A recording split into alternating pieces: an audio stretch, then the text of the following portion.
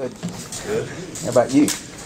Doing great. Very excited about this Thursday. It's been a long time coming, and as a whole team, we're very excited to get on the field and definitely play against somebody else. So you're the starter?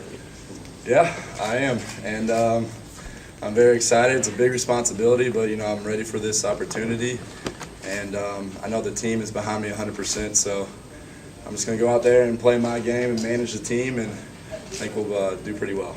There's a common phrase about you always prepare like you are the starter. Is that what you've been doing all along? Yeah, I've been doing that since the day I got here. I mean, I remember back when Jeff Brom was here as the quarterback coach, he always told me that, I was good enough to play, and, I believed in him, and I bought into that, and I've thought that all along. I always play with kind of a chip on my shoulder like I am the man, no matter if I'm the third string, second string, or first string. So this is definitely a great opportunity and a blessing, and I'm just ready to take it on. When did you find out it was official? Today, actually. And, I kind of knew, just I've been getting all the one snaps, since spring. So, I had a feeling that was the case, but today it was made official, I guess, and that's very exciting. What are your attributes? What do you think you bring to the table, so to speak, that make you unique and different and successful? I think I can extend plays pretty well. With my size, you got to have some different qualities about you as a quarterback. You can't just sit back in the pocket all day. So I can move around, I can make plays. But I think I'm an overall smart quarterback. I know that I don't want to sound egotistical or anything, but I know how to manage the team. I think that's something that I bring to the table. And Coach Watson has a lot of faith in me, so that's all I need. One of your good friends, your roommate Mario, not going to be able to go. How does that change the game for you? It definitely hurts. He's a huge part of our offense. He started 24 out of 25 games. He's the workhorse up front, so it definitely hurts. Don't get me wrong, but we got guys in here who are going to step up and play really well. We're going to move Alex Cupper back to center, which will definitely help. You say So he's definitely a big loss, but I think we're going to have guys who are going to fill in his shoes. when you say manage the game, what goes into that, in your opinion? It goes from everything from managing the run game to the pass game and just making correct reads and not trying to play out of my element, just play within myself and within the system. And if you do that, then the game will shape out how you want it to be. And, you'll complete a lot of passes and just be an efficient quarterback. You play against this defense every day. The next two games are going to be tested, especially on the corners. It seems to pass a lot. Can they handle that? I think so. I think might be a little young on the corners, but a guy like Anthony Connors really stepped up, and he was out last year, but he's came in strong this fall, and he's definitely going to be the leader of that secondary. And we got young guys who can really play, really talented guys, so we're not too worried about them. Tell me about your wide receivers. How excited are you? I'm super excited. Those guys they're awesome. They really are. They're very underrated, but as a group, they can really stretch the field. They're all big, tall, rangy guys who can really stretch the field and can catch just about anything you put towards them. So we're really excited about the older guys. Bellamy, Andrell, Michael Lee. You got Chichester out there, and then young guys like Devontae and Eli, Jared Davis, Scott Ratcliffe. We got a lot of guys who can really make plays on the edge. With Cupper moving over to center, will he be making all of the coverage audibles or anything like that, or is that some of that responsibility now fall on you because Mario's not there, or is he able to just fill right in and do that? Yeah, the whole run game is run by the quarterback in this system. But when it comes to protections and all the protection calls, Cupper he's very dependable in that area, and he makes all the calls for the line. And he's definitely a guy up front who can easily replace a guy like Mario because he's been here and he's played and he's experienced. And he's a vocal guy too. As a center, you have to be vocal. It's like the quarterback of the offensive line. So he's definitely a guy who's going to be fine. It stinks missing Mario, but adding Cupper to center will definitely help. Does it help at all that you know him so well, Cupper, and you've known him for so long? Sure. We have a great bond. We went to Trinity together, played all throughout high school together. So he's definitely somebody I trust up there. And that's definitely key in a quarterback-center relationship. If you don't trust the guy you're getting the snaps from, then that can definitely mess up a lot of plays. Outside of Cupper, who has shown some leadership in the absence of Mario? Ryan Kessling, he's a senior. He's got a lot to prove this year. He's our right tackle, so he's definitely stepped up this fall. But then you got young guys in the interior, Jake Smith and John Miller, who really stepped up. And there's physical guys, they're big, brute guys, and can really get up the field when they're pulling, and they might not talk that much, but they've proven themselves with their play. Well, last year, the running game was such a strength for the offense. With the young offensive line, do you think that can still be something? Yeah, I think so. And plus, we have 4 or 5 great running backs who are definitely going to help. And even if you don't have the most experienced offensive line, you get guys like Vic and Jeremy back there who can plow through people and make the right reads, and you should be fine with that. Will, all fall, coaches talked about his quarterbacks managing the game. Is there a part of you that wants to maybe prove that you can manage the game, but maybe cut it loose a little bit as well? Oh, well, sure. I mean, managing the game is probably 99% of it, but there's got to be that 1% where if you see a guy open down the field, you got to make the play.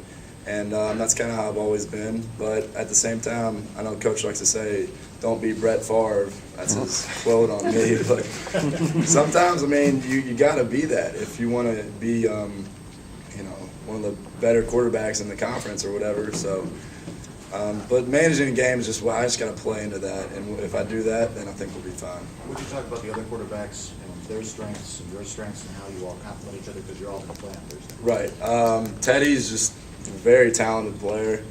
He's got all the upside in the world to be great here. He can throw it. He's got some speed. He's real smart. He's heady. So he's definitely a guy who we feel comfortable about back there. Dominique is extremely athletic. He can run the ball. He can throw on the run really well. So both those guys, we all complement each other, and we all bring something to the table. I mean, you look at Florida when Tebow was a freshman, Chris Leak was their starter. People don't really remember that, but he was their starter, and they bring Tebow in for certain situations or, to change it up a little bit. So, whatever it's going to take to win is what, I'm shooting for, and I'm a team player through and through. So if they feel they need to put Dominique in or put Teddy in or put me in, then it doesn't matter to me as long as we're winning. Well, you've played in plenty of big football games. I mean, St. Nick's Trinity games here, state championship games. You started a couple games here. Does this feel, though, like it's the biggest game of your career with all the hype being a season opener? And Definitely, definitely. I mean, I think last year Rutgers was the biggest in my career so far, just, with the bowl implications on the line and stuff. But being the starter in the opener is definitely the biggest I've ever been a part of. And like I said, I'm just very grateful that these coaches have had trust in me since they've gotten here, and they believe in me that I can get the job done and help us win. What are you most interested in seeing out of the offense, or finding out about the offense Thursday night? What player am I most? Well, no, what factor in the offense are you most interested in finding out about? I mean, is there anything in your mind that you have question marks going in? Or? Not really. I mean, I guess losing Mario kind of added a question mark to the line, but then putting Cup back at center kind of evened it out. So I wouldn't say there's any real question marks. I'm real excited about all the guys that we have and the schemes that we got going into this first game. So there shouldn't be any issues. You've been here for a while. How talented is this wide receiving core as compared to some of the other ones you've played with? I'm not going to brag, but it's definitely the best. I mean, I've been here, this is my 4th season, and as a whole, this is the best that we've had, I think. We've had great players in the past play wide out when I was here. Chris Bond was really good. So we've had guys in the past, but as a whole, I think you got multiple guys who can really make plays. I don't want to get too sappy, but if somebody would have told you and Cupper 4 years ago that you'd be starting center and starting quarterback for the University of Louisville, what would you say? I mean, I would have been a little shocked. I think there'll be some belief in the back of my mind, but we both came in here as walk-ons together, and we just kind of gave it a shot, honestly. And we both knew that we could play at this level. We just needed other people to believe in us. And I think with hard work and just dedication to this program, we've proven that not only to ourselves but to the coaches and then hopefully to the community out here on Thursday. Are you a guy that has an extra chip on your shoulder because as a quarterback, the first thing they discuss is your size? I mean, sort of, but not really. I mean, I've always been joked upon or looked at because of my size, but I've also looked at all the other successful quarterbacks who've been my height or maybe a little taller, and there's plenty. I've seen too many guys who are 6'5" and can throw the ball 80 yards but can't make a simple read. So it's not all about height. If I ever make that an excuse for myself, then I shouldn't be playing. So that's always been my mentality. I've learned how to play with my size. People always ask, how is it being short? But I've always been short, so it's nothing new to me. People make a big deal out of it, but if you're throwing touchdowns and you're completing passes, then who really cares? The Well, you've always dynamic heard it, sir, we've always heard it said that if you have two quarterbacks, that means you really don't have one. So what does it tell us when you have three quarterbacks that are going to play? We got a lot of different personalities on this offense, and everybody brings a different mentality to the offense. So, like I said, I'm a winner. If we're winning and we're moving the ball with Dominique or Teddy, and they feel comfortable with that, then let it keep going. I'm not gonna judge the coaches' decisions. They know what's best for this team, and if a 3 quarterback system is the best, or 1 or 2, then so be it. the dynamics of the quarterbacks last year, I think you guys called yourself the law firm of Froman, Burke, and Stein. Yeah. What is the dynamics now with these two guys? It's definitely different because we had 2 older guys last year, and I was sort of an older guy. So being the veteran now, and you got 3 freshmen, you got 2 walk-on freshmen, and Teddy's a freshman, and Dominique's a sophomore. It's definitely different, and I feel sort of in control of those guys. Like, if they ever need anything, then they come to me. Whereas last year, Froman and Burke and me, we would kind of discuss things together because we all had the same perspective on things. We all had played before. But this year, I feel like I'm kind of the grandfather of the group. So they look to me for advice, and that's good. And I want them to be able to do that. And it helps me out too because it makes me think more conceptually about things. So it's definitely a good relationship in that room. You still got Justin Burke hanging around. He did the GA. Does that help? Oh, it definitely helps. Me and Burke are really tight.